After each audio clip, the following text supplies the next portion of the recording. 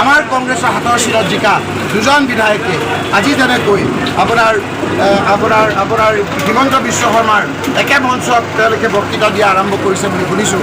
যদি সেইটো সত্য হয়, আজি অল ইণ্ডিয়া JDUৰ প্ৰেচিডেণ্ট প্ৰয়াত শৰৎ যাদৱ ডাঙৰীয়াই অল ইণ্ডিয়া JDUৰ প্ৰেচিডেণ্ট থকা অৱস্থাত কেৱল এখন মিটিঙত লালু যাদৱৰ লগত যোৱাৰ কাৰণেই তেখেতৰ ৰাজ্যসভাৰ পথ খাৰিজ হৈছে।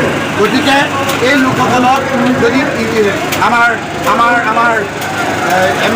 NPD ফেকশ্যন আইনৰ যোগেদি তেওঁলোকক আপোনাৰ বিজেপি যোৱাৰ কাৰণে তেওঁলোকক যদি MLA চিট নাযায়, তেতিয়াহ'লে আমি হাইকোৰ্টত গৈ হ'লেও তাৰ নিৰ্দেশ আমি ল'ম। এনেকুৱা বহুত নজিৰ আছে।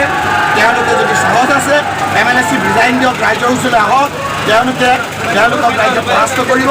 সেইকাৰণেই বিধানসভাত তেওঁলোকে কংগ্ৰেছৰ বিধায়ক ইয়াত ৰাখি হিমন্ত বিশ্ব শৰ্মাৰ পিছে পিছে ঘূৰি ফুৰে। এই কথাখিনি ৰাইজে অসন্তুষ্ট হৈছে। এই দুজনৰ কাৰণে পাপী শশী চৌধুৰীক ৰাইজে বেছিকৈ জিকাব আৰু হিমন্ত বিশ্ব শৰ্মাক এইবাৰ পৰাস্ত কৰিব।